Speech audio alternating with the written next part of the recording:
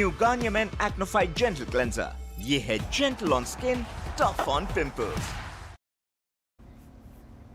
The 17th of February. It was on this day in 2005 that we saw a men's T20 international for the first time.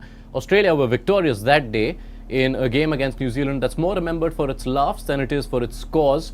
But here we are 21 years later. This is one of the premier formats in our game today, and we are about to have a World Cup which will not have Australia beyond the group stage. That's right, Australia have been knocked out of the ICC Men's T20 World Cup 2026, and it is Zimbabwe instead who will pack their bags, come to India for the Super 8s on a day that began with the Men's T20 World Cup getting its first ever teenage centurion, and one that concludes with Scotland and Nepal signing off for this edition. Welcome to ESPN Cricket for Timeout, powered by Garnier Men. There's a lot to unpack today, so it's good for us that we have the fine collective wisdom of two stellar coaches, Sanjay Bangar, Monty Desai. If I start listing down your coaching gigs in the last few years, we will run out of time on the show.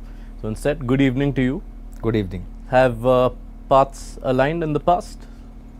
Yeah, of course. I mean, a lot. In fact, in my formative years, playing local cricket is always around.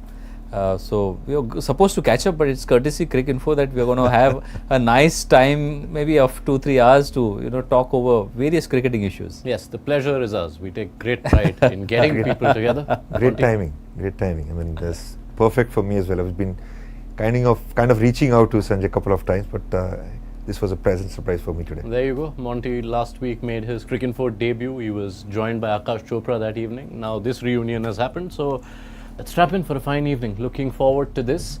And of course, it's an evening that we begin with the news of Australia being knocked out of this World Cup. A washout in Palekele in Ireland's game against Zimbabwe, washing out the very slender hopes that Australia had of making it to the Super 8s of this competition. That is Group B confirmed. The two queues are in. Sri Lanka had booked their passage with their fine win against Australia. That too was in Kandy, but rain ensured there was not a single ball bowled this afternoon, and that means Zimbabwe get the cue for themselves. They go to 5 points, and this group is done, and it will be Zimbabwe who will now come to the Super 8 group that will take place in India at the expense of Australia. I have a few more serious questions, but Sanjay Bangar, do you remember the last time Zimbabwe played India in India? Yeah, I think somewhere back in 2001, 2002. And they said that this is enough, not anymore. That is correct. That is the series you were part of. But now Zimbabwe will be here. India versus Zimbabwe will be the game in Chennai later on in the Super 8s. But Sanjay, what a fine story for a team who failed to qualify for the last Men's T20 World Cup. And now they're here. Yeah, whenever they play with passion, I think that is one thing that we always associate with the Zimbabwe team. And some of the players that I have been fortunate to work with, someone like a Sikandar Raza is an extremely committed cricketer. With his abilities, limited abilities that he has, he tries and gives it his all. So that is one quality that he may have influenced on his team members. And whenever he's come out and spoken, he's spoken in a manner wherein it seems that they have set their sights on something bigger. It's not just about participation, but it is about coming and creating an impact. And that's where the kind of cricket that they played, the kind of innings that somebody like a Bennett played was simply outstanding. Yeah. So congratulations to Zimbabwe. And worth lauding the planning aspect of this, because when we saw a group that was supposed to be played in Sri Lanka, conventional wisdom may have dictated, okay, there'll be a lot of spin. But you look at Zimbabwe's wins, especially their knocking down of Australia, it was a win built on their pacers. They play to their strengths, and I'm of that opinion that even though surfaces may be different, maybe a little bit lopsided, but there is place for each and every skill set. So if there is a quality seamer, he will try and create an impact even in spin friendly conditions. He will find a way. So it's good that Zimbabwe didn't get carried away, because at times you are tempted to play players who may not necessarily fit in the playing 11, but they are only playing because of the conditions, not necessarily on pure skill set, but they backed their proven performers, and it worked very well for them. Monty, you've had your run-ins with Zimbabwe. Thoughts on a team which has had its seesaws, but now perhaps one of their finer moments? I mean, just the way Sanjay pointed out about Sikandar Raza, I think he was appointed as a captain in 2023, like you had mentioned earlier. Yeah, just during the qualification cycle for and that I know World that Cup. I had a couple of chats with him when they were actually defeated by Uganda and they were knocked out, and we were discussing about that how brutal that qualifiers are when you miss out as a team which was supposed to be in the World Cup. I feel that exactly what you mentioned, the passion, the hunger. It seems that there is a vision in place, and you must have felt the hurt on that day, when you're not playing the World Cup in 2024, and now we have them here in 2026 building their own story, which is very exciting for me. Their own story, and you could argue it's perhaps the finest Zimbabwe story in the longest time. They will be in the Super 8s, which also means Australia won't be at a Super 8 or equivalent stage of a men's T20 World Cup for the first time since 2009. Sanjay? We don't come to expect this from any version of Australia. Yes, they came into this World Cup with lots of injuries, but what will you put this unexpected exit down to?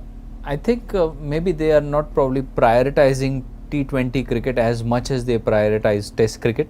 From a distance, it seems to be that, because they always have an end goal in mind and they are always planning ahead, Cricket Australia and their selectors. But here I think it was obviously not because of the lack of pace bowlers, but at times some of the selections or the team combinations that they played were very, very questionable. And in that crunch game against Sri Lanka, if you leave out a batsman in the middle order like Matt Renshaw, who's the only middle order batter who scored runs when the top order was not contributing, and the middle order was always an unsettled and a new look middle order, because Tim David I don't think has played that high in that higher position ever. So he's known to be a finisher. So a finisher is being pushed in the middle overs, and somebody like a Maxwell gets pushed down. So I think probably they got their tactics a little wrong, and hindsight is always 20/20. So we can say that they could have erred or could have done certainly something better in terms of the choices that their personnel were in. Yeah, they came with their concerns, but Australia are out of the competition. It also means that washout that we've had our last look at Ireland, who end this campaign with the solitary win. They thumped Oman, but they couldn't really compete against Sri Lanka and Australia the way we've seen Ireland in the past. How will they view this campaign? I mean, second time in a row for them in the World Cup. They had a washout game against USA as well. Yeah. So it's very unfortunate for them to go out that way. I'm sure they must be looking forward to this game and score those 2 points and hope that net run rate or something might come into play. But overall, a tough campaign for them to be in the World Cup and not really get there. So they'll again have to go back to those associate qualifiers, as we say. It's one of those tough places where you have to go and qualify and get back. I don't know if it's Ireland going to be in that situation because it's full member, but it's the biggest challenge for them as well. Yeah, they have expressed their disgruntlement at often times not being referred to as full member teams. A lot of times people do make the mistaken assertion of bracketing them with associates. But how will they look at this campaign? I think it's probably a team which needs a move on, because if you think of the kind of players that they have, you still think that a lot of the players have been playing for a number of years now. Somebody like a Paul Sterling now. So whether it is now time for him to probably move on and pass on the baton, because you saw Lachlan Tucker, who took on the reins and batted beautifully. That innings was special, and I think it's a matter of coming in with fresh ideas, maybe fresh mindsets, and that can change the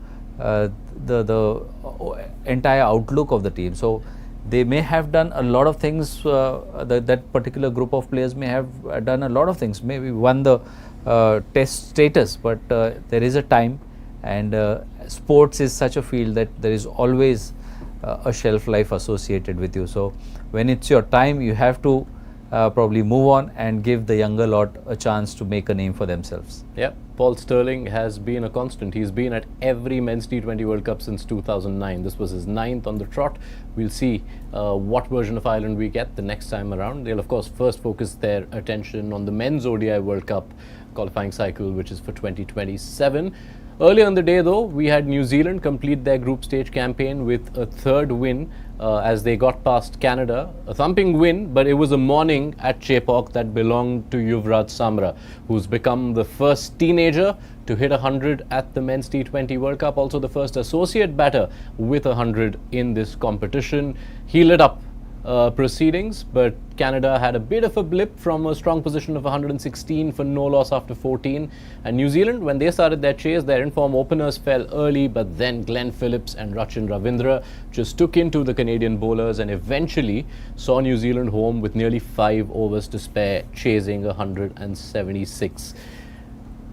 New Zealand's win, yes, but worth starting this part of the show with Yuvraj Samra. How good was that, Sanjay? He was very, very impressive. My first look of him was in the game against South Africa. And he struck 3 boundaries and everything about his batting looked so good that I said on air that, okay, he played very well for his 12. So I'm really glad that he's come out and justified his abilities, because he seems to have a solid technique, good foundations in place, and good hand-eye coordination. So very, very happy that he could fulfill his potential and then give a glimmer of hope to the batters to follow, because even somebody like a Bajwa who batted with him batted really well. So Canada getting off to a good start at the top of the order, courtesy a young batsman, a young captain as well, that always augurs well for a nation like Canada. Yeah, Samra's father named him after Yuvraj Singh. That's not a coincidence. And Yuvraj Singh had taken 2 matches to announce himself to the world. Monty, just your thoughts on someone who's so young and must be pointed out is only playing his 2nd ever game against a full member nation. The one against South Africa that Sanjay brings up. And now this, says he loves hitting down the ground. And he hit 3 of his 6 sixes in that area. I've known a bit of Samra myself as well personally. He was first sent to train at our setup in Wapi, if I can say the personal academy out there, but Coach Pubudu had asked him to come over and train over here, and that was the first look which I got. Free flowing hands, easy going to the eyes, and he's got his access on the offside really well, formulated for himself. Work ethics in place, and what we have seen today from all those 2 years that I've seen him in glimpses, once against Nepal as well, fabulous inning. The 2 balls which he played in that first over against Matt Henry, it left a statement. One, backing away and straight away accessing the offside, and then smartly enough knowing that he'll be bowling fuller ball back on the stumps and playing it the other side of it. So overall the areas which he has access today when pulling and backing away and playing those free flowing bat shots, and of course the side screen, the way he put placed some of those balls out there, big sixes. Yeah, and well played. In an interview to ESPN Cricket Info's Al Muthu ahead of this competition, he'd said he dreams of being the first Canadian to get a gig in franchise leagues the world over. That is the kind of knock that gets scouts the world over watching. So well done, Yuvraj Samra. But New Zealand, they conceded a total.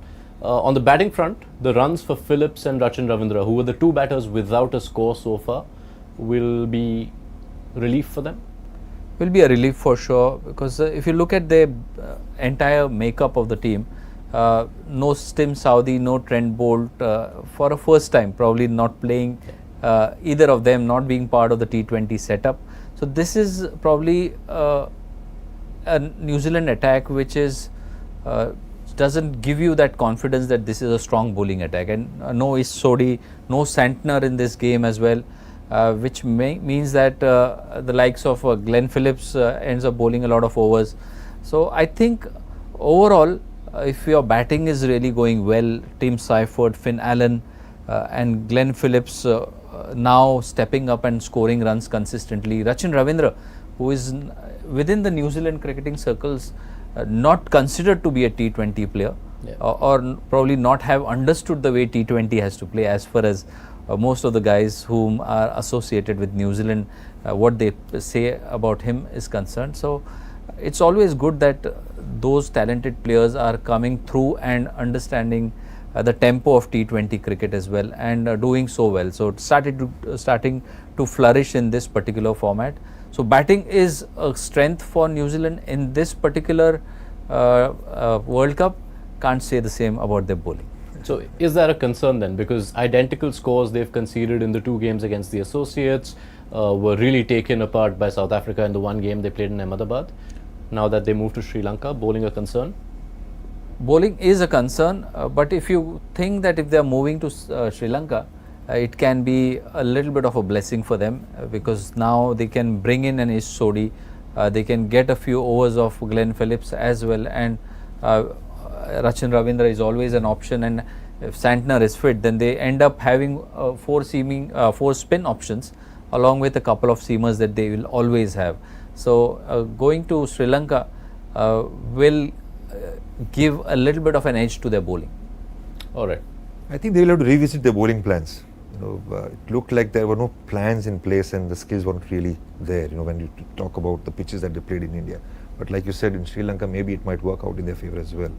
Yep. Those seamers who are not really penetrating through the air, maybe mixed bag of tricks they can bring in out there as well. And it's just that I felt that there were no bowling plans in place. Yeah, let's see what comes off New Zealand. They will go to Sri Lanka to join the Super 8 group that will feature Sri Lanka and England and quite likely Pakistan. So that will be next for New Zealand at this World Cup. But let's now train our attention on the game at hand. Nepal have won the toss for the first time at this World Cup. They will bowl first against Scotland. But before we get into the team news over there, in the presence of Monty Desai, why not go into the Nepal story? And they really have been one of the finest stories of this past decade. If we were to chart their course over the last 10 years or so, it was only in 2014 that they first qualified for a men's World Cup. That was the T20 competition in Bangladesh, where they also beat Afghanistan, who weren't a full member at the time. 2018 is when Nepal gained ODI status for the first time, and 2023 is a notable year. They went on a run that had the world watching, because they won 11 of their last 12 games of that qualifying cycle, to retain their ODI status, but not just to retain their ODI status, but also to make their way into the qualifying tournament for the 2023 ODI World Cup. In recent years, of course, that story has been further bolstered by the launch of the Nepal Premier League. 2024 was their presence at the T20 World Cup was felt. They came so close to beating South Africa. They very nearly beat Bangladesh as well. Last year, they've beaten West Indies in what is still their only bilateral series against a full member. On the back of that, of course, they've also been to back-to-back T20 World Cups. So far this edition, they don't have a win, but they are now facing Scotland. To me, through that entire timeline, the one bit that stands out is 2023, which is a year where many the world over started taking notice. Mere coincidence, Monty Desai, that January 2023 they appointed one Monty Desai as coach? Well, let's leave it to the cricket gods up there. It was meant to be for them. Yes, I was kind of excited about that challenge, to be honest, because you could see that there was a desperate measures that were needed, and the team wanted to come together and put up a show, because they needed that ODI status, simple as that, because the funding comes from there and that keeps them going.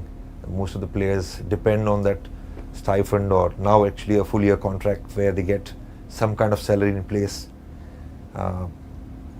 Reliving that 11 out of 12, it won't be easy for me to explain it, but it was a kind of a story, because every time a new face stepped up, we were fortunate enough to have 8 out of those 12 games at home, so that also helped, because then you had the biggest strength of Nepal and Nepal's story, which is Nepali fans. Yep. They come in large numbers to support their team, and that is like a 12th man for the national team, the Rhinos.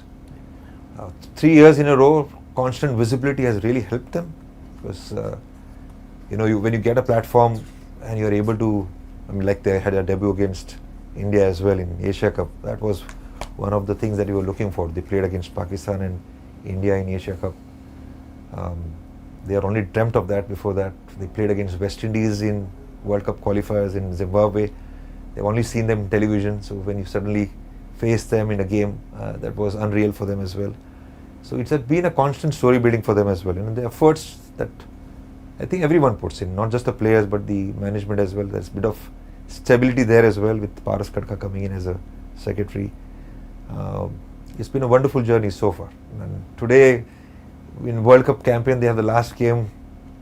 I hope that they finish on a positive note. Since 2024, they haven't really got that victory yet in the World Cup. In 2014, obviously, they had some taste of winning the games against Afghanistan and Hong Kong, I think, if I remember properly. But this one last game, when they have won the toss, they love to chase, which I believe they have decided to chase. So that will be a good game to watch, and hopefully they get that victory. Yeah, they are possibly, Sanjay, I think fair to say, in the associate world, the team that is bringing out the most amount of excitement to viewers across the globe. When you think of the Nepal story, it is one where some are even thinking that maybe they could be the next Afghanistan story. What have you made of Nepal's progress? Where do they stand in your mind? It's a mixed bag. I mean, especially this particular World Cup, because the expectations went sky high after the display against England, the English team. So I think if that is the benchmark, then they would say that they have underperformed in the remaining two matches that they played. But if that match was not to happen, then is this the way Nepal is playing? But from an impact perspective, and if you think go back in time and the kind of the duration that maybe a Sri Lanka took or an India took from achieving test status to becoming a world champion, how quicker was the transition? Like India got a test status in 1932, but first became world champions in 83. Took a long time. For somebody like a Sri Lanka, 80, and then suddenly you find themselves winning it in a relatively shorter span of time. So the span will get shorter. That is the way the game goes. But I think they have to build on these blocks that Monty was mentioning about that golden phase for them, and the players will have to have greater exposure. Maybe try and do what Afghanistan is doing, send a number of players to India or train India in India as much as possible, play as many matches against whatever opposition that is available, which is superior to you, because as in sport you want to play against superior opponents, only then you will get better. So that is something that Nepalese board will want to do. And as far as this game is concerned, I am looking at Airy again. I mean, he impressed me the most. At the top of the order, the batsman who struck Jofra Archer for those three boundaries. Burtal was seems to be somebody special, so he seems to have the gift of time. So I'm looking at those two players. I'm a little bit disappointed that Sompal Kampi didn't play all the games. So he seems to be a player who plays with a lot of heart and passion. Yeah. When you look at the overall story and just how rapidly it's progressed in the last 5 years, what are the factors to you which have been the most responsible, and what are the factors that now hold the most vitality in where Nepal go from here? The factors definitely for associate cricket, not just for Nepal, anyone, will be the hunger and the drive, because when you get that opportunity, you want to make the most of it. That's one. The other thing is, obviously, Nepal is a cricket playing nation in many ways. There is a lot of cricket which happens there in patches and phases. It's got more structure now in last 1 or 2 years. But that gaining ODI status in 2018, that gave them a breather, because then funding came in that first 4-year cycle. That 4-year cycle automatically then helps you to at least have a pool of 20-25 players who then represent the country a lot more consistently. One of the factors is definitely the core group which is in place. By the way, Kushal Bhutal has not lived up to his expectation in terms of what he brings in, but in some of the associate games he has really taken down the opponents. So the core group has obviously made a huge difference when it comes to the results that they have got and the progress that they have made. One of the factors is definitely Nepal Premier League now. It was launched in 24. They had a couple of times a lot of people privately doing those leagues, but it didn't go well because the professionalism was not in place, or we can also say a bit of corruption was not in place at that point. At the moment, obviously, it's all getting more neat and clean, so it's working well for them. Yep. It's been a good story, and the Nepal Premier League is obviously really catching up. It's also drawing the attention of a lot of the elite players. We've seen Faf du Plessis feature in it, which bodes well in the overall growth. It does bodes well, because those are the opportunities that young players seek.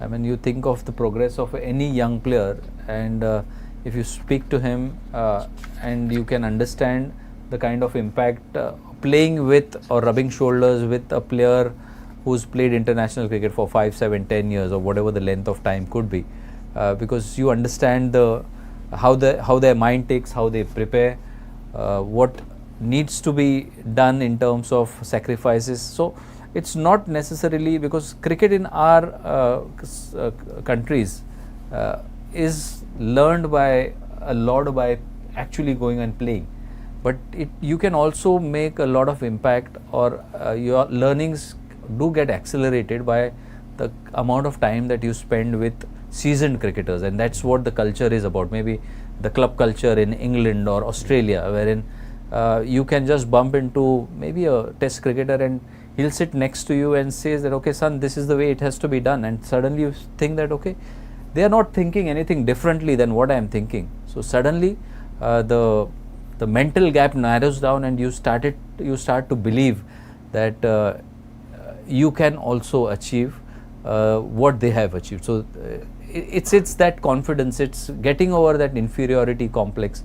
That is what is a big outlet of seasoned cricketers going and playing with these nations, these young players. Right. So the starting steps have been more than good. Let's see where the Nepal story goes from here. Of course, for the time being, they want to get a win before they leave this World Cup. Let's see how Nepal are lining up for their final game. Remember, they continue to be at the Wankhede, where they've played all their games, and there is one change.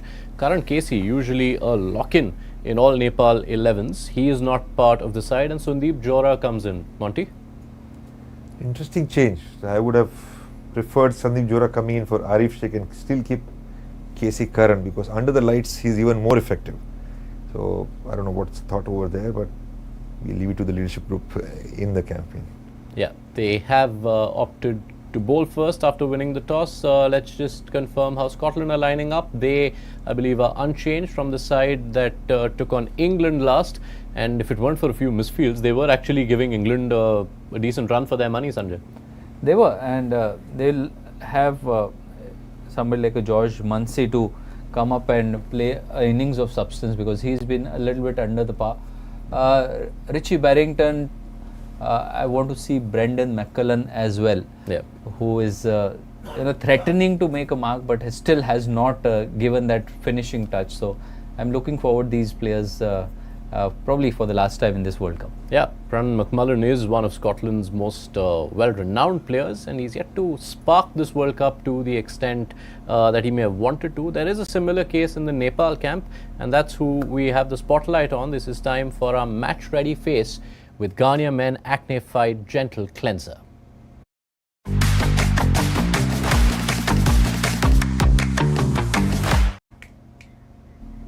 Sandeep Lamichhane is the player we focus on match-ready face, because Monty, while he's of course been one of the spearheads of Nepal's bowling for a long time, when he looks at this World Cup campaign, 1 wicket, high economy, he'd expect better.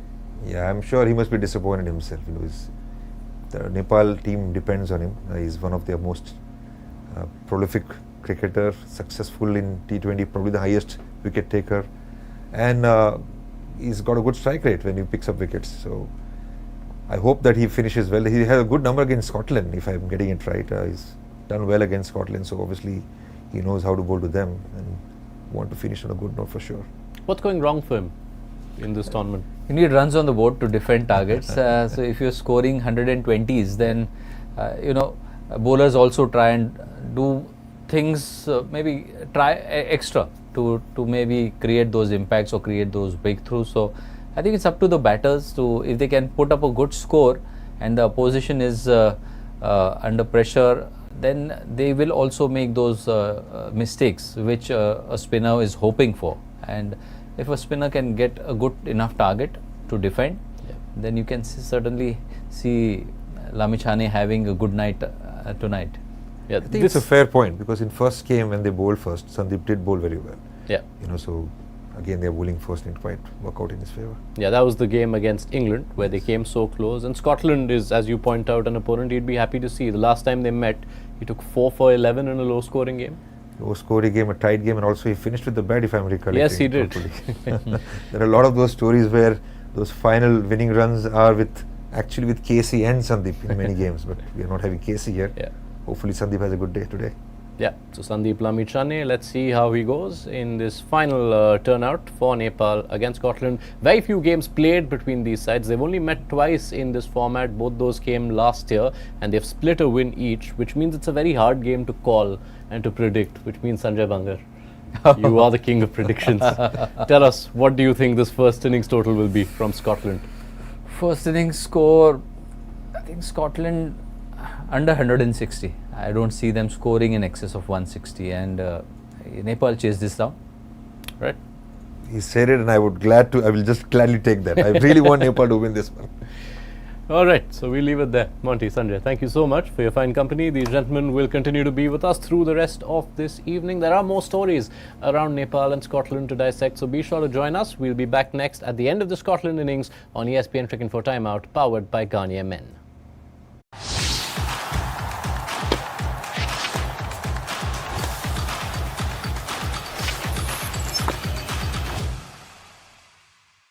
New Garnier Men Acno Fight Gentle Cleanser. ये है